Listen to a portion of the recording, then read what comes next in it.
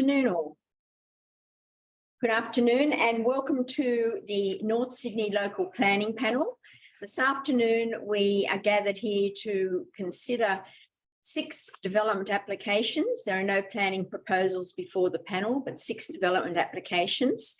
And you can be assured that people have inspected the sites, have read the reports and the submissions that have been received. The process this afternoon will be that the panel will hear from submitters, objectors first, then we give the applicant the opportunity to respond to those concerns and to address any questions that the panel may have for those particular development applications. As I said, there are 6 matters on the agenda, and without anything further ado, we're going to start the meeting and we'll go to item 1. Prior to that, I'm just going to ask each of the panel members to introduce themselves and advise whether they have a conflict of interest on any item. Jan Morell is my name and I don't have any conflict of interest. Meredith Trevelyan-Jones, I'm a community representative and I'm declaring a conflict of interest on item 2, a perceived conflict. Thank you.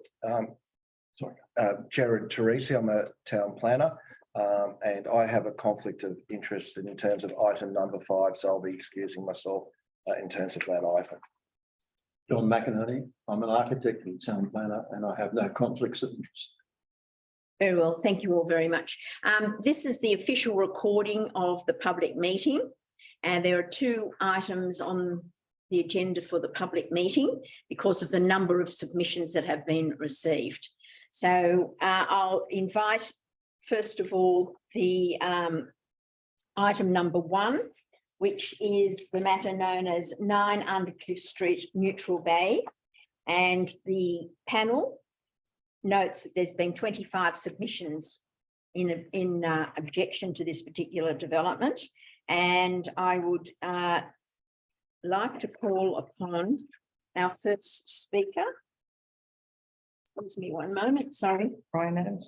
Yeah, thank you. Brian and Elizabeth Adams, who are local residents. Are you on the line? Yep. I'm on the line. Can you hear me? Yes, thank you very much. Okay, thank you. And thank you for the opportunity to present. We are immediate neighbours to number 9 Undercliff. We live in a heritage listed property at number 23. And I think it's been stated in our submission that we also made to the planning panel. First up, as we mentioned in that document, we're extremely concerned about the raft of non-compliances and that the report that has put in a recommendation to proceed has grossly underestimates the impact on the neighbourhood and residents, and then from our point of view, our property. It says it will have a similar impact as the existing development, which is clearly wrong because then it's at odds with solar access, its privacy, the impact on the street. That street, especially the lower part of Undercliff Street, is highly regarded for its heritage aspects. We've all got heritage on our properties, which prevents us from even achieving to have a carport. And we appreciate what North Sydney Council's been trying to achieve. As was pointed out in our report, it's entirely at odds with recommendations of both the Design Excellence Committee as well as the council's own heritage officer. So we are really concerned about the overwhelming aspect to our property and the visual impact. And then, of course, another major aspect for us is the potential physical vibration impact. And my husband will speak to that more technically. Shall I do that now? Yeah. Yes. Yes, thank you very much. I'm just going to find the document, if you'll excuse me, so that I can speak to it. Our submission, our response, sorry. Yeah. I just want to echo what my wife just said about the non-compliances. they relate to the roof heights and the building height plane, the side setbacks, the unbuilt upon area and car parking. And we can maintain these not trivial issues to be determined acceptable in the circumstances, to use paraphrase the officer's words. Turning now to the rock excavation, number 23 Undercliff Street, our property is founded directly on the quarry floor. So there's no means of attenuation from vibrations.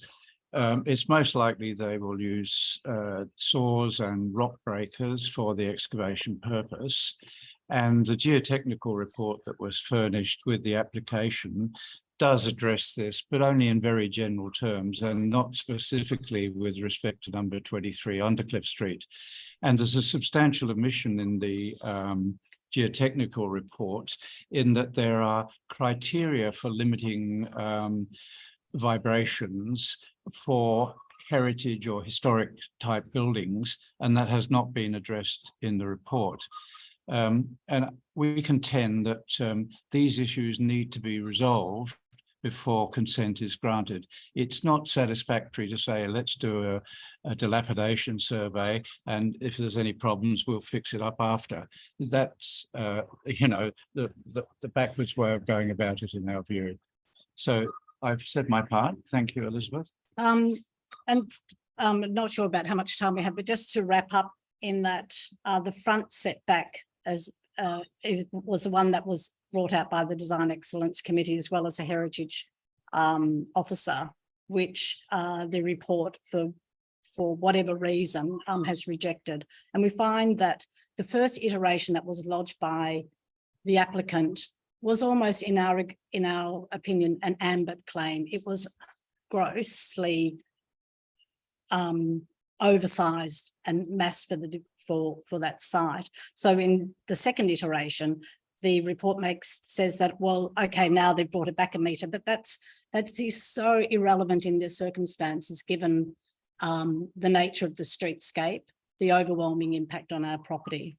So I guess, you know, I'm struggling to understand where is the public interest and how this proposed development is in the public interest of our neighbourhood, given its current state.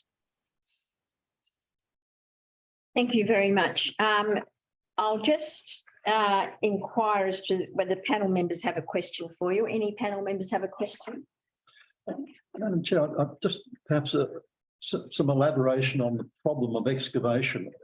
I'm just looking at the proposed conditions here. Literally, there are 5 conditions relative to dilapidation surveys, shoring for adjoining property, structural adequacy of adjoining properties. It's a geotechnical report that there's a massive amount of requirement here for geotechnical survey and information. Are you dissatisfied with that particular amount? No, I've looked at those conditions and I find them relevant and appropriate, but because the criterion for vibrations with respect to historic houses has not been addressed in the geotechnical report that accompanies the development application, to my mind, that is inadequate. You need to predetermine that it's not going to shake our building adversely. I seem to remember that a similar building up behind us, when some rock excavation was going on in Harriet Street, suffered some damage to its chimney, but that's anecdotal and I can't confirm that exactly. The other point, oh, sorry to interrupt. No, I was just going to say thank you. Okay. Just the other point too is that if you notice the building plans with the garage excavation is right on our boundary, and our house, given the historic nature of the properties at the time, our property, our actual home is almost on the boundary. There is very little space between where they're excavating to allow for that car park and our property, literally our veranda. So if I could just, okay, I hear you. I just go back to Brian in terms of the dilapidation reports on adjoining properties. I can see whether the applicant would be prepared to give you a copy of that dilapidation report when it submits same to the council as well. Oh, yes, that would be essential, I believe. But I don't want it to get to the stage of a dilapidation report and then a damage might occur during the excavation. We want to circumvent that in the first place by making sure that the issue has been addressed before consent is granted. In your submission, you refer to recommendations for maximum PPV 2 millimeters per second, which is the criteria in the report states for sensitive and or historical structures. Yes. You say which should apply to number 23 Undercliff. Now, I couldn't see in the proposed conditions any particular criterion. Is it your position that you'd like to see that firmed up so that it's quite clear what the criteria is in terms of vibration? Yes, the report, the geotechnical report does address vibration with respect to criteria excluding historic houses. And so to me, that's an omission in the submission and therefore needs to be dealt with beforehand. I'm sort of repeating myself now. So it's not a matter of a dilapidation report and is there damage? You want to make sure that there isn't vibration ahead of time. I want to make sure that the geotechnical experts have addressed on behalf of the applicant the criteria relating to historic structures and to recognise the fact that number 23 Undercliff Street is founded directly on the quarry floor without any attenuating strata between its foundations and the rock floor. And as my wife mentioned, the proximity of the rock excavation is right within 1 to 2 meters of our property. And that hasn't been addressed in the report either. Almost of our front door.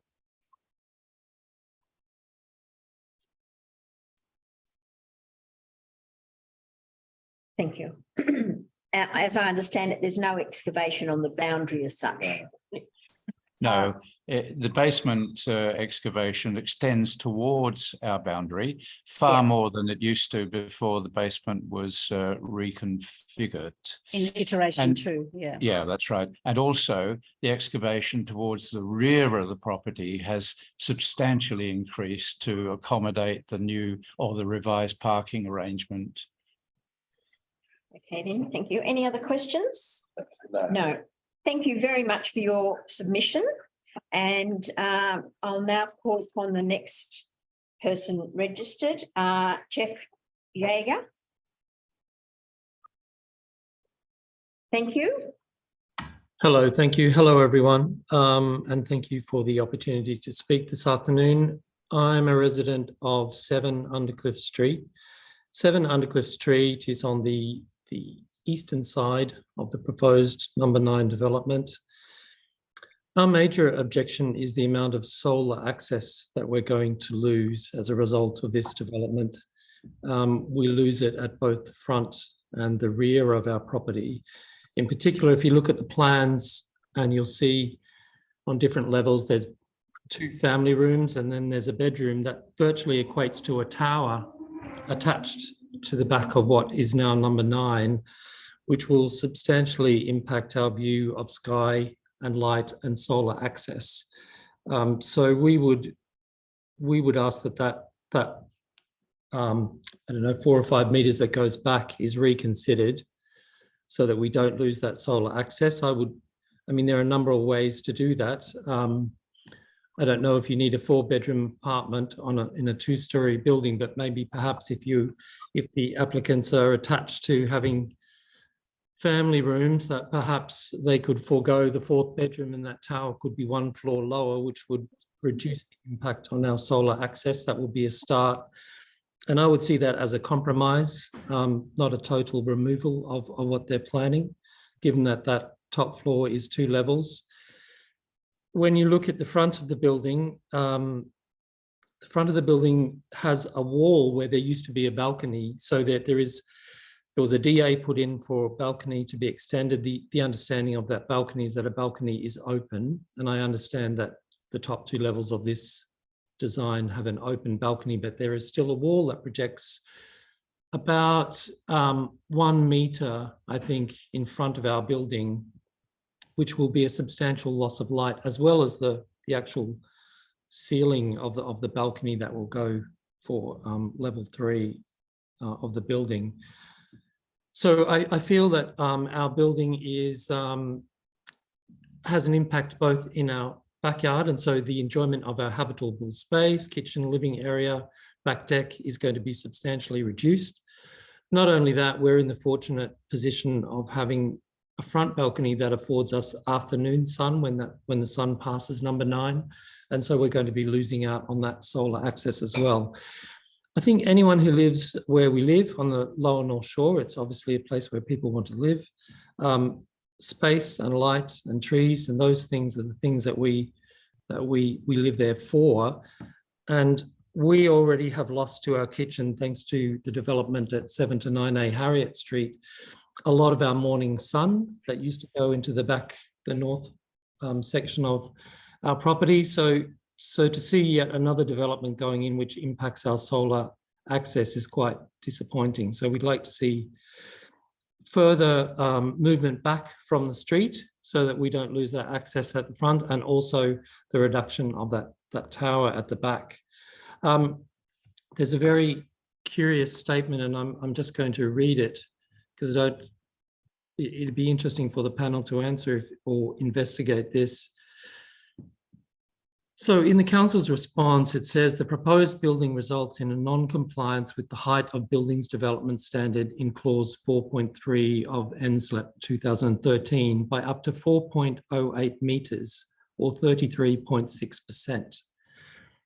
So it then goes on to say the extent of the variations relates primarily to the southern end of the upper level roof form, where the proposed floor plate overlaps the existing excavated basement parking areas and a portion of a roof awning, and is reflective of the irregular, steeply sloping topography of the site.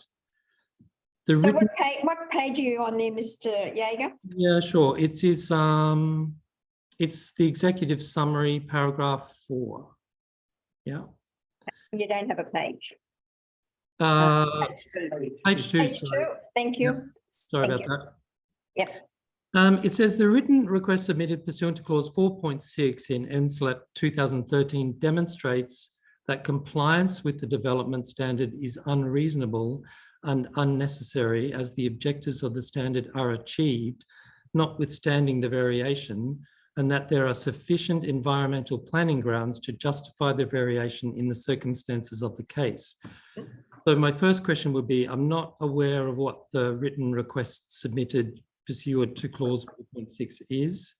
And then there's a curious sentence after that that says the variation would be in the public interest as the proposed development is consistent with the objectives of the standard and the objectives of the R4 high density residential zone. So I'm not really sure whose public interest that would be in, given that there are 25 people objecting to this actual development. So that warrants a bit of explanation, I think. So look, I guess that summarizes what our concerns are. We know there's development. There's been development around where we are, and a very curious letter that came from via the developer that we were offered a development opportunity as well, which I kind of see as irrelevant because we don't want to have our property developed and we don't want to move. So it felt a bit like, well, you had the chance to develop your property and this is what you're getting. I don't think that should be the case. I think the residents of the Lower North Shore and North Sydney Council Precinct need to have the space, the air, the light, the amenity, and the enjoyment of their habitable space preserved. And I think if we have, I mean, there's nothing wrong with this development as such, apart from the fact that it encroaches on the street too much. So I think it needs to be shrunk. It needs to consider the environment, needs to consider the residents, and the public interest fact being that we we really should preserve an environment where we're not living in high density dwellings. So that would be my feedback on the application. Thank you very much. Now you're at number 7. What unit number are you in? Unit 1, which is the bottom floor, and there are two apartments there, 2 full floor apartments, 1 and 2. Right, thank you. Now I'll just go to, yes, sorry. Sorry. A moment ago, you spoke about the tower element. Am I understanding the tower element is the fact that you're alluding to the fact that the building is extending further back to the existing alignment? Is that Correct? To the Yes. tower element? Yes. Okay, thank you. Thank you. Now I'll move on to the next speaker. We have Jules Christensen. Thank you very much. Thank you very much. Good afternoon, and thank you for the opportunity to speak. Like my neighbours, we live across the road. We live in a semi-detached Victorian cottage, and we also have concerns about the impacts that this development poses for all of us. I think for us, the main thing is the height. The fact that it is non-compliant is one thing, but the fact that it's non-compliant by 33, it actually means a 33% increase in height. When you live opposite, it's already, you're aware it's there. By increasing that height to that significant level is going to make it dominate the whole area. It's going to be very imposing, particularly when you know that it's also going to be pushed forward closer to Undercliff Street. So it's the whole big bulk, which will diminish our little heritage houses. It will overwhelm the streetscape. It will introduce a new setback line. This will all increase overshadowing, noise levels. It will invade our privacy because our bedrooms actually face the front of the street. And it will also add pressure to what is already a very challenging street parking situation. And so it's this pushing forward and the height that we are very concerned about. And we are very concerned that despite our detailed submissions, there doesn't seem to have been enough consideration given to them to really investigate what the impacts will be. And given that once it's there, it's too late to say, well, sorry, it looks like there's a bit more overshadowing than we thought, or the noise levels are a bit high. We're trying to bring these to the attention to the council to ensure they were properly assessed, and if modifications could have been made to ensure that the residents that live there continue to enjoy the amenity they do today. We believe like the neighbours at number 7 will be quite dramatically impacted by that solar access, and I cannot understand that if something does not meet the minimum standard, why this has not been investigated further. Because rather than try to make excuses for the fact that this level is compliant, therefore it doesn't matter, wouldn't you want to investigate which elements of this development are actually diminishing solar access, understand what they are, and if they can be modified. Because I'm pretty confident if that process had occurred, it would have, for example, identified the increased height as being a contributing factor. And if that's the case, is the 4.6 exception that was applied for actually justifiable, given the impact it will have on the amenity for number 7?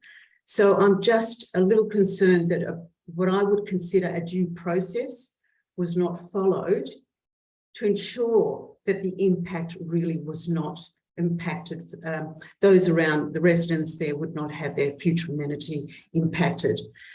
I'm also a little concerned that although external experts were consulted, their suggestions don't seem to have been followed up. So, for example, again, referring to that front setback line and the front forward building line that faces Undercliff Street. According to the Design Excellence Panel's report, who were engaged by the Planning Department, they have written the front setback should respect and mediate between the 2-storey scale of heritage listed properties to the northwest and residential flat building to the south. the front facade should not extend beyond the line of approved DA 157 2018. And level 4, the front facade should be further set back by 2 metres to mitigate bulk and scale and to manage the scale transition between the residential flat building and the heritage listed houses, which sort of makes sense. It's not like something that could not have been done. And in terms of the benefit of the whole area, this would have helped what is a new development blend in with the existing and would have been a nice compromise. But it wasn't just this, it wasn't just the Design Excellent panel that has recommended this. Council's own heritage planner has also supported this, and his comment was the proposed front building line should be set back further to align with the adjoining heritage item as to not overwhelm the scale of this adjoining dwelling. So these were not unreasonable recommendations. They were made by an independent third party, if you like, with no vested interest, and they're looking purely from a design excellence point of view and what makes sense. And I'm just surprised and probably disappointed that they were not adopted. And I guess the next question is, why consult experts, it's time, it's resources, if you're not going to take on their advice and pass that on to the applicant. And if you do pass that on to the applicant, as happened in this case, why accept only a token effort to amend what is already quite overdeveloped? A 1 metre setback was not what was recommended. It falls far short of the recommendations. And certainly when you look at the plans, it's very hard to understand where that 1 metre setback is. And so I question the lack of follow-up in this case. The other thing I wanted to just mention was number 9 is not a site which easily lends itself to high density development. I don't know if any of you on the panel have actually been on site to have a look. As my neighbour at number 23 has suggested, there's very tight boundaries, there's very little wiggle room on either side. And the topography is not the easiest. So for all these reasons, it is a challenging site. And for that reason, it should have been even more important to make the effort and investigate the advice of these panels to see what could be done to alleviate any impacts and prevent any damage. So I just feel this really hasn't been achieved through this DA application process. I think the amendments which the applicant have made have been very token, quite minor and mainly cosmetic, which is also disappointing because 25 submissions is significant. We've all taken the time to really think about what matters for all of us for the long term. And it's not just personally, but about the street, about the streetscape, about the area that we love living in. We've been here for more than 25 years. And yes, developments come and go. Some are better than others. And I think in this case, this is not the best choice for that land. I think they could achieve what they want to do, but by modifying the scale and the bulk, certainly out the front and certainly with the height. Does it really need to be that much of a variation? That is the question. And so I guess what I see from this development is, does it really satisfy the aims of the NSLPP of 2013, which is to encourage development for high density housing if that development does not compromise the amenity of the surrounding area or its natural and cultural heritage, and certainly for us as residents who are there and will be there for the long term. So in my mind, in its current form, I don't think it does tick those boxes. And I don't think this proposal is appropriate in its context, or does it enhance us as the existing community? And I really feel that further investigation needs to be made to look into why is it causing, for example, that solar access? Is it this vastly increased height? Is it the front forward line? Can these be modified and still achieve the high density living which is, which is good for all of us? Yep. And so thanks for the opportunity for listening. Thank you, Ms. Christensen. I just wanted to let you know that all the panel have been to the site and they understand the context. So I just wanted to clarify that. Okay, so I'll move to the next resident objector, and that is Bob Thomas. Are you there, please, Bob?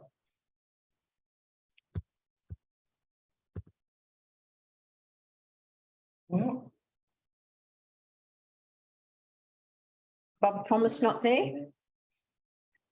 Okay. Thank you. I'll now invite the applicant's team to address the panel, Andrew Vinglius and Kerry Gordon Planning. And in addressing the panel, if you would first comment on what you've heard from residents. Thank you, Chair. I'm Kerry Gordon, Town Planner, and I'm acting for the applicant in relation to the application. I'll run through responses to the submissions made, and then I've got one condition that I'd like to discuss. Obviously, we support the recommendation. The process that we've been through with council has been very collaborative. We did a pre-DA at the beginning where it was expressed by council that we were providing too much on the site, so we've cut back prior to lodging. We also went through a process of looking at retaining these. Sorry, you've cut out. Existing. Sorry, Ms. Gordon, I'll have to get you to repeat that last point because we didn't hear it. Sorry, my internet appears to be playing up today, so excuse me. Okay. During the pre-DA process, we looked at whether to keep the existing building and do alterations and additions or do a new building. And it was generally decided that a better outcome could be achieved with a new building, but looking at a similar side setback envelope. So that's the approach we've taken. Throughout the assessment process, we've been also asked to make further amendments, which we have done. At no stage was the application an ambit claim. The application was always compliant with the site cover controls. So we weren't seeking to be overdeveloping the site. What the changes throughout the process have done is minimise impact on the neighbour. I'm sorry, you've cut out again. Property impact. Provision proposed C8. Sorry, Kerry, you've cut out again. So can I suggest you turn your camera off, and that might improve your internet. Give it a go.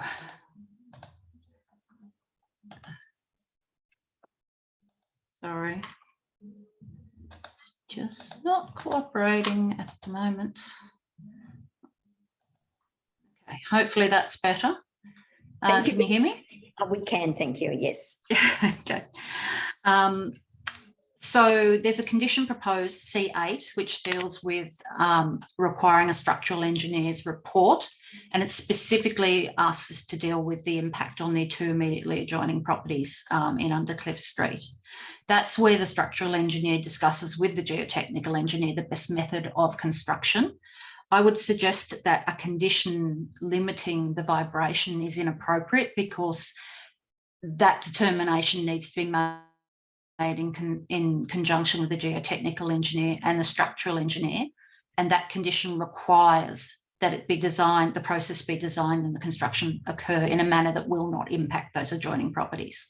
So what happens in that process is that they look at the adjoining properties, their likely foundations, what the underlying rock conditions are, and they design the structure and the methodology specifically for the site. And that's standard process in terms of how you would deal with an application. There's nothing particularly different on this site in terms of it's not excavating to the boundary, it's excavating a bit away from the boundary. So there's nothing to suggest that this site can't be built in a manner that won't impact the adjoining properties.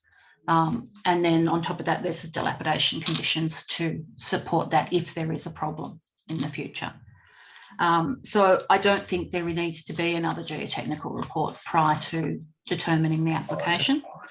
But if the panel is particularly concerned, you could always include a deferred commencement condition requiring that. But that would be a highly unusual thing to do. It's not something that you would normally do in the development process. This normally would occur at the CC stage.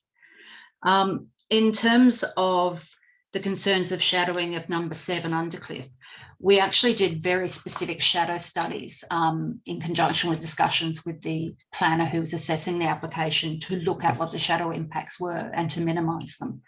There are no shadow impacts to the front of 7 Undercliff Street caused by this proposal. The shadows to the front of the building all fall within the existing shadows of the building in relation to how they impact number 7. The report also confirms that there's no additional shadow impact to the living room, the side living room window.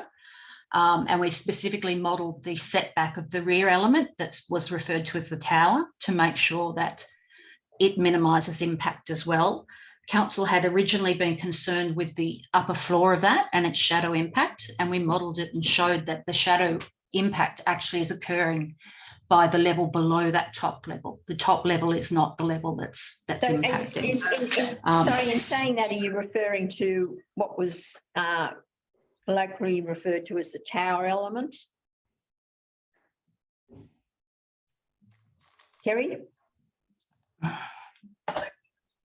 Yes, so the tower element, as it's been described, is 2-storey, well, 1.5 storey above ground level, because part of it is excavated into the site and relates to previous excavation as well.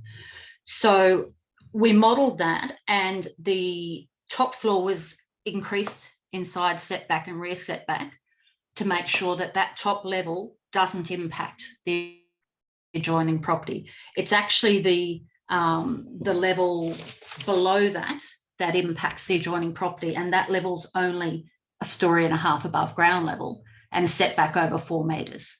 So it's the actual angle of the site, the rear boundaries angle away, and the orientation that causes the impact, not the height of the development. We're well below the height limit there, and taking off the top floor family room would make no difference to the solar access to the rear windows or the rear courtyard, because it's the level below that impacts. And even construction of a dwelling in that location would have a similar impact, actually probably more, because it wouldn't set back the same distance from the boundary. So we have been very cognizant of the shadow impacts of the adjoining property throughout the process and work with council to minimise them. In terms of the property opposite, there is no shadow impact on the properties on the other side of the road because they're to the north of the property. Privacy to those properties is achieved via the setback at the front and the street separation, and more than complies with the 12-metre setback requirement. In terms of the discussion on the front setback, the comments of the Heritage and the Design Review Panel were not ignored at all, and it wasn't a simple matter of increasing the front setback by 1 metre. What happened was that front setback was increased. We also angled the front of the building so that the setback was increased more next to the heritage item. And we also opened up that side of the building more to put the balconies on that side to make them more visually lightweight in terms of what you see in the streetscape. And it was that combination of changes that was considered appropriate by the town planner assessing the application. And the other thing to remember is this development doesn't breach the site cover. It's under the site cover. In terms of the breach of the height control, yes, numerically it's a large breach, but that relates to the existing excavation on the site. The height control has an objective of stepping with the natural topography of the site. So if we stepped with the artificial topography, we would be failing in terms of the objective of that control. And that's what was referenced in the planning report in terms of the breach achieves the criteria of stepping with the site. If you look at the natural levels, the breaches of the height control are about 200 millimetres. So if that excavation hadn't already occurred, this would be largely compliant, significantly compliant in terms of the height control. If there's no other questions, I just would like to address one condition that's recommended. Yes, does your architect wish to say anything, Andrew? I'll just address the condition first and then, Okay.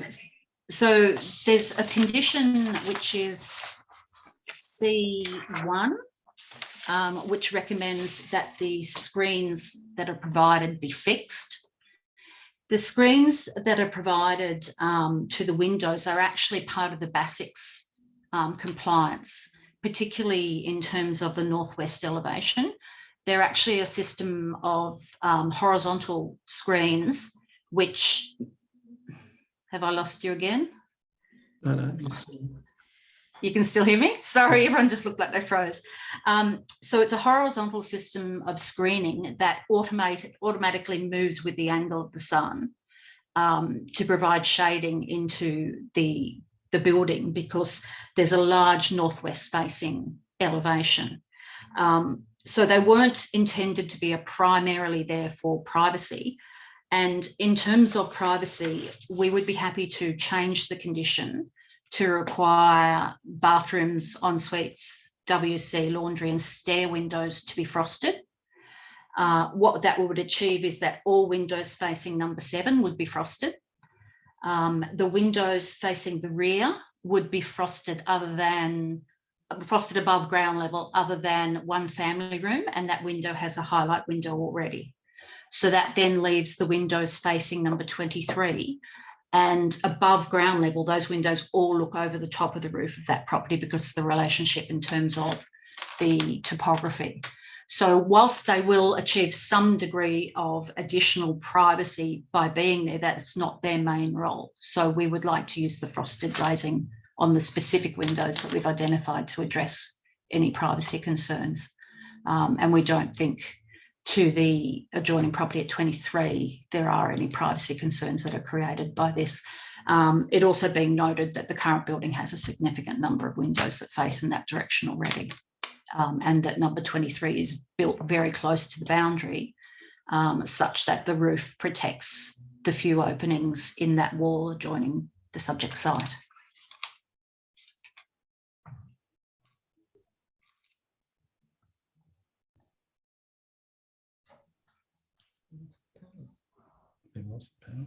Hello.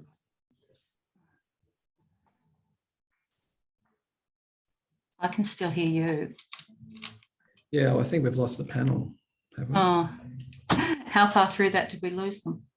I'm not sure.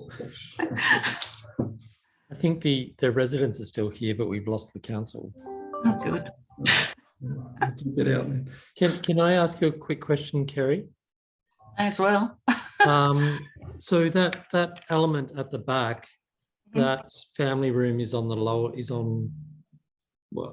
the lower level of unit 1. So that roof height is different to the roof height of the top level of that apartment. Is that right? So the top level of the apartment is set back a little bit from the side and from the rear compared to the rest of that element. And that was one of the changes we did to make sure that that top level wasn't having a shadow impact. It's actually the wall of the level below that has the shadow impact. Right. The wall that is not the tower wall, the wall of the... It's the part that's... No, it's the part that is what you call the tower, but it's not the top floor of that. It's the level below that. So it's the level that's basically a story and a half above existing ground that has that impact. Right. And how far does that impact go? It impacts for 1 hour between 2 and 3 at midwinter. Right. So it does. So does that still give 3 hours of sunlight during midwinter? It gives it to a combination of your rooms, yes. And that's what the report says. Right.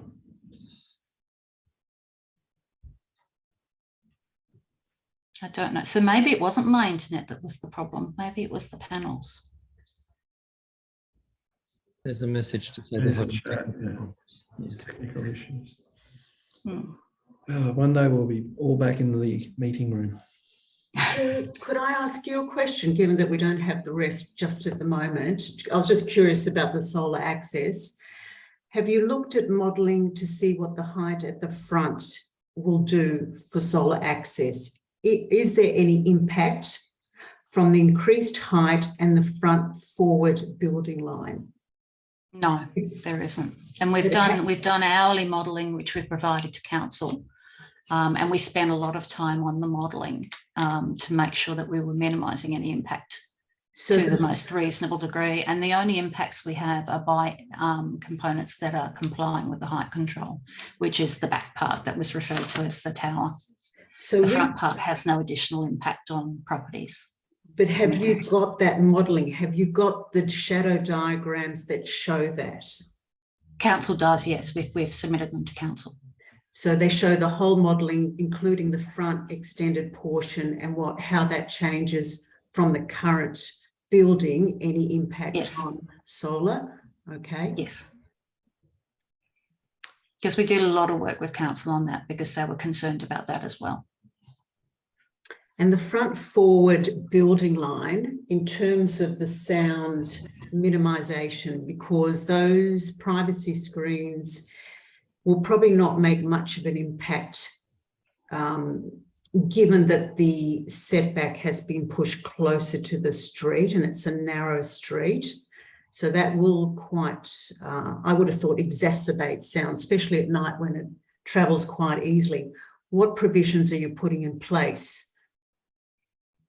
There aren't actually any controls requiring you to deal with sound on a residential property in terms of impact. So that's not something that the controls look at. And overlooking? How does that? Overlooking, there's basically a 12-metre setback requirement that the controls have, and the proposal is set back more than 12 metres from the properties on the other side of the street. But that takes into account the road separation, does it not? Yes, yes, and you're allowed to So I think in terms of how that's assessed. Can everyone hear us? Sorry. We're back up. Did they know that We're back on air and we do apologise. This hasn't happened before, always a first. So could I ask Kerry to just go through that condition 8 that you were mentioning?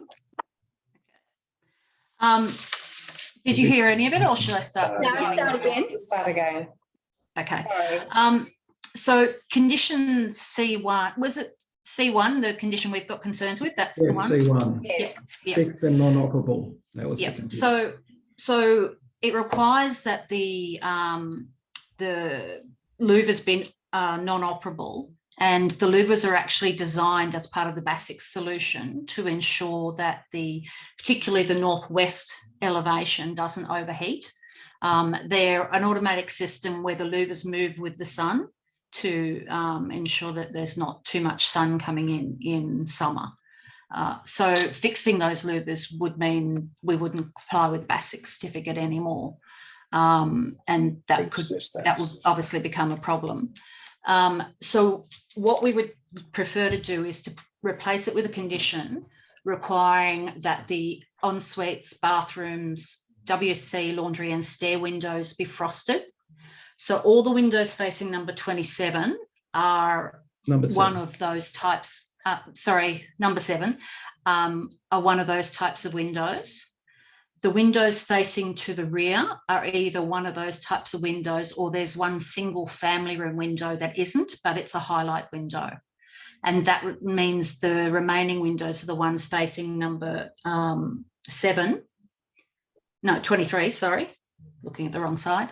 And those windows all look over the top of the roof of the adjoining property. As the neighbour said, the roof comes very close to the boundary fence, and given the change in topography, there's no overviewing into the side windows because the side windows are below the fence level, and then the roof protects the privacy of those properties. And that's very similar to the existing situation where there's a whole lot of windows along that side with the existing building. This would be an improvement on the existing building because the louvers are there and they would move at various times of the day. They wouldn't provide absolutely no outlook, but then there's no need to put the privacy measures in on that side because of the design of the adjoining property. So we would prefer it if that condition was replaced, because otherwise we have a very large basics problem. Yes. Have you actually done a calculation in terms of basics of what it means numerically? I'll leave that one to the architect.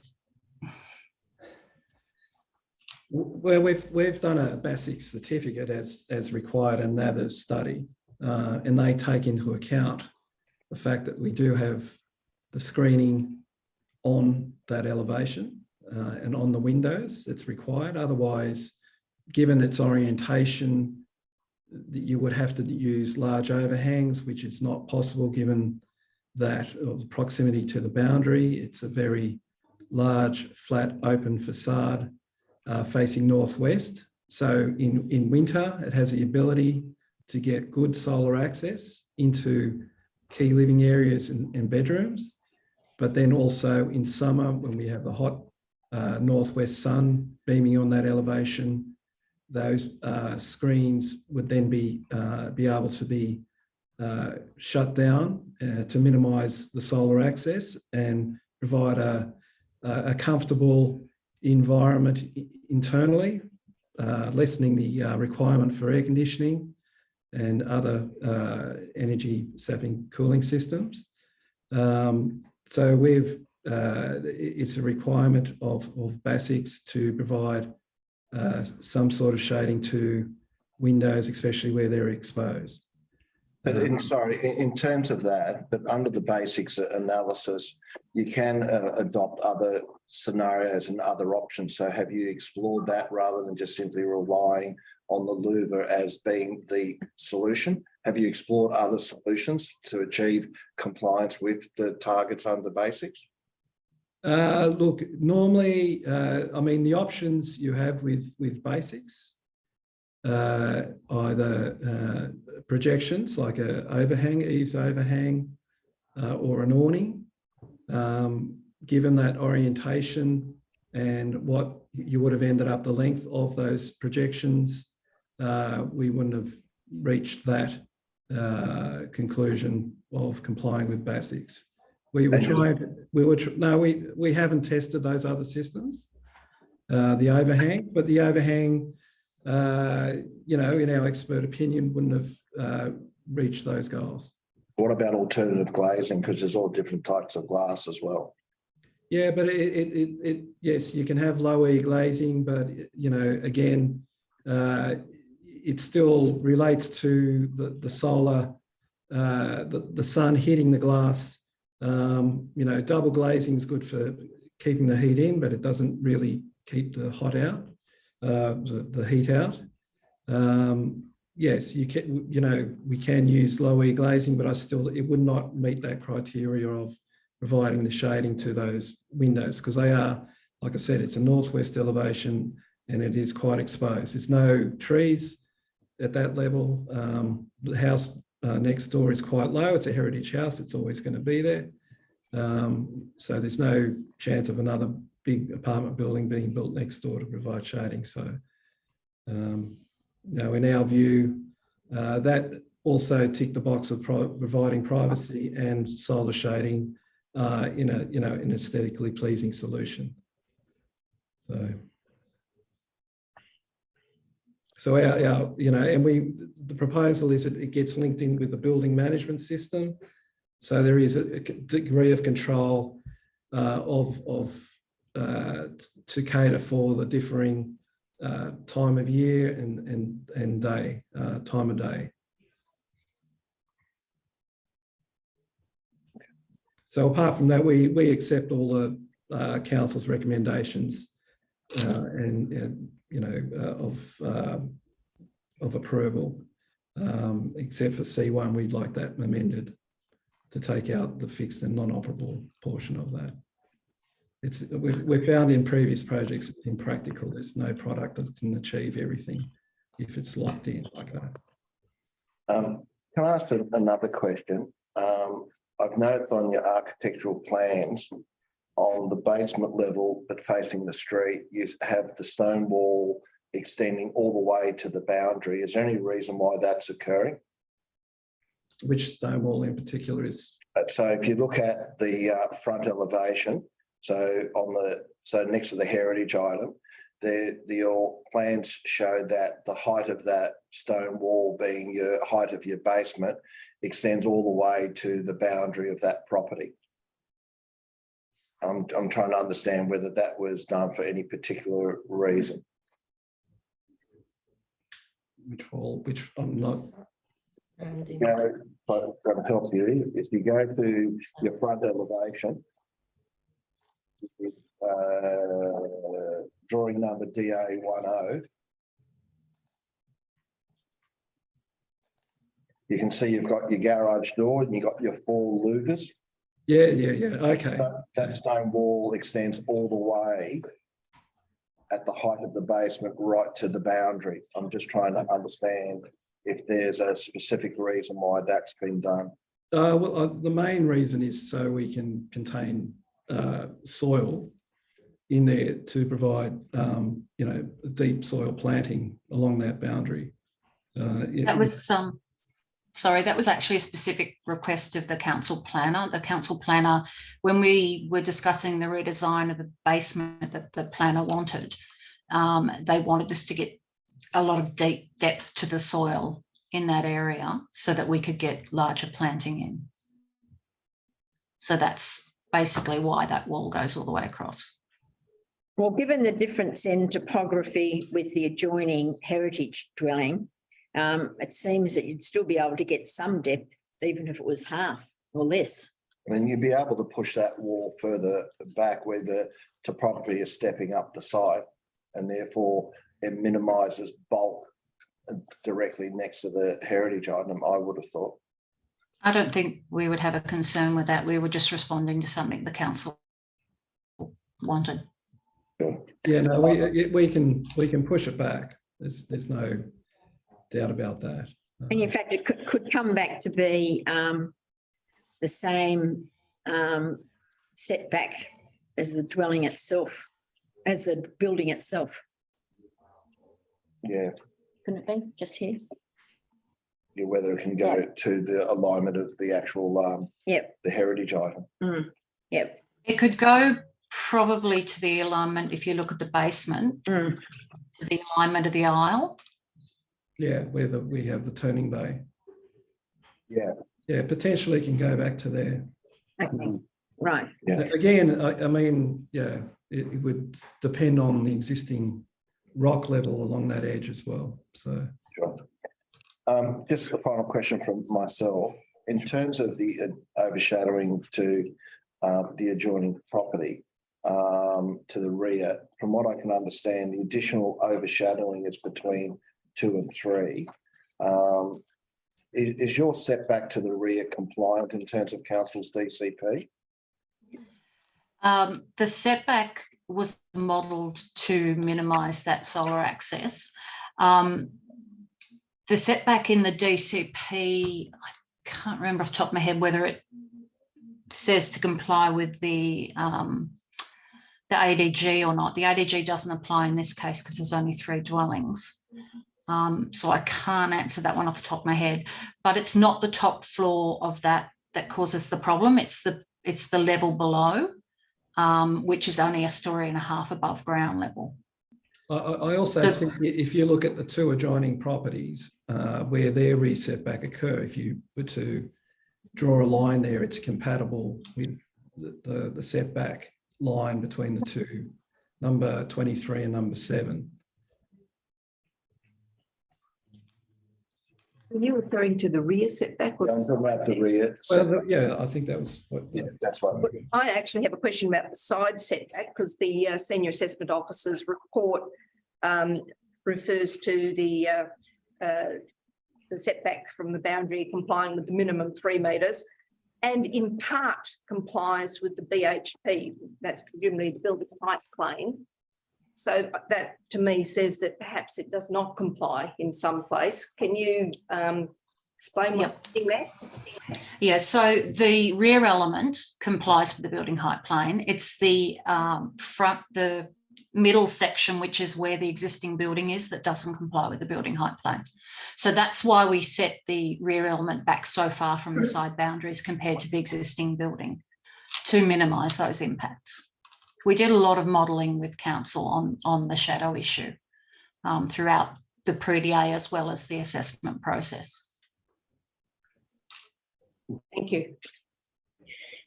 And do you have a question, John? No, I would appreciate if Kerry were able to. Basically anything more than a story, 2 to 3 o'clock. Right. I would appreciate if Kerry could give us her wording for an alternative C1 would be useful to clarify exactly what she wants.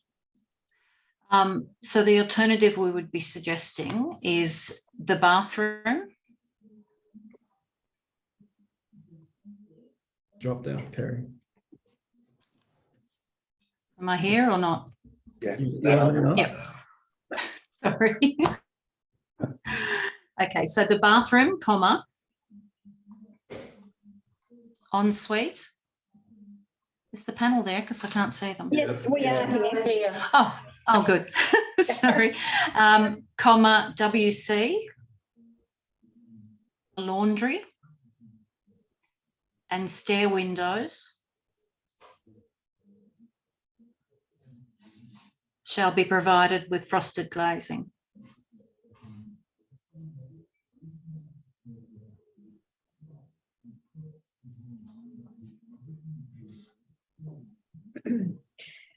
Okay, so can I just now ask,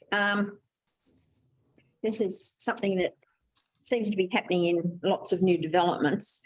I can see with the garage door recessed, but I'm a bit concerned that it'll appear as a black hole in terms of the colour finish for the garage. I notice that it's an open garage, obviously for ventilation. It doesn't necessarily need to be black. And then I do note that the paving is dark charcoal cobblestones. And in this streetscape, I would have thought something more mid-tone neutral would be more appropriate. Yes, I mean, we definitely can look at the alternatives on the cobbles. I mean, probably that photo doesn't do it justice, but it's a sort of a mid-grey, and in the light, it's much more of a light grey. Well, I actually haven't got what the garage door is in this set of plans here. Yeah. Again, it is meant to be a recessive door. I just don't want it to appear as a black hole, which often happens now that with this style. Yeah, well, I mean, we're proposing with our metal finishes and our screens and all that to be a sort of a bronzy, darky bronzy finish. Again, to get away from the greys and the blacks. So we're looking at something, a more brassy golden finish, and the garage door would follow suit along those lines as well. Okay, well, this certainly doesn't look like that. All right, then, so you wouldn't object to a condition to that effect? No, not at all. Okay, that's all from me. Thank you very much. I just would like to thank all the objectors for addressing the panel and assisting the panel. We'll be making our deliberations later this afternoon, and the court and the panel's decision will be on the website generally by close of business on Friday. So thank you all very much for addressing the panel and joining us here today. We'll move on to item number 2 now. Thank you. And yes, thank you, Meredith. Meredith is exiting. Item number 2 is 124 Bennelong Road, Cremorne. And this is the demolition of the existing structures and construction of a 4-storey boarding house with 20 boarding rooms. To have 2 submitters who wish to address the panel. Can I just inquire as to whether the applicant or an applicant's representative is online?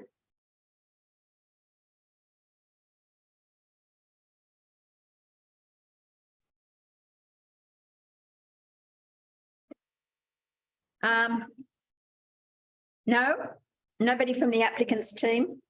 We do like the applicant to be available for any panel questions. but I can see that the applicant is not here, not registered, I noticed as well. Very well. So Matthew Cleary, would you like to address the panel? Yes, thank you. Can you hear me? I can, yes. Great. So yeah, Matthew Cleary is my name, and thanks for the opportunity to speak to you. I'm the resident with my wife and 3 dependent children at number 122 Benlong Road, which is just on the northern boundary of 124. So I've been heavily involved in the campaign against this development in terms of drumming up support in the community, and there were 82 submissions, as you know, so quite a bit of concern about this. And I suppose I just want to take the opportunity to briefly outline a number of things. I'll be brief. So I've got five things I want to talk about. The first is that the bulk and scale of the proposal is completely out of keeping with the neighbourhood. These, along with the many, many other deficiencies that have been explained in length in the report on the council's website that was issued last week, are the reasons that myself and the other submitters want to see this application refused, and we agree with the published view of the consultant planner on council's website. It's important to state here that I am not anti-development, and no one else I spoke to is anti-development. In fact, many of the submissions come from neighbours who live in multi-dwelling plots. So people living in townhouses and existing unit blocks. However, we are against non-compliant development that is not sensitive to the existing character of the streetscape, as this application clearly is. The third item I want to raise is that residence parking is non-existent in the application. This was briefly mentioned, but did not receive much attention in our report. But the need for 20 residents living in this boarding house to park on the street will add to parking congestion in an already busy location close to Gerrard Street, Hayden Orpheum Theatre and Cremorne Plaza. The fourth point I would like to make is that low-cost housing is necessary, and improved processes to achieve it are essential, rather than the process that has been used here, which is to develop something that is completely out of keeping with the neighbourhood and is a complete overdevelopment of a small block of land. And the fifth thing I'd like to say is that it would be nice if council could streamline processes around clearly ridiculous applications like this one, to refuse them out of hand rather than putting concerned residents at significant cost to deal with this. So there's a lot of concern about this. A town planner was engaged in order to help with the submissions, and this does not come cheap. And clearly this application was not good from the start, and it's surprising that processes mean that it has to go ahead, and that concerned residents need to put in so much effort and money in order to fight it. Thank you. Thank you very much, Mr. Cleary. Mark Johnson, are you there? Hey everyone. Yeah. Look, I'd just echo Matthew's comments there, and I only just sort of pulled up this report that was done by the Design Excellence Panel. The date is 9th of November 2021, and it lists 9 principles there that, to summarize, basically says this is a ridiculous application and shouldn't go ahead, to put it quite bluntly. So I'm happy to read through them if need be, but they're already attached to the proposal. You know, yeah, the principles we all have the report. Thank you. You're not objecting to the report? No, definitely not objecting to the report. Definitely supporting that. And I'm just sort of here to, I guess, just sort of see how this process works and just see what happens. So thank you.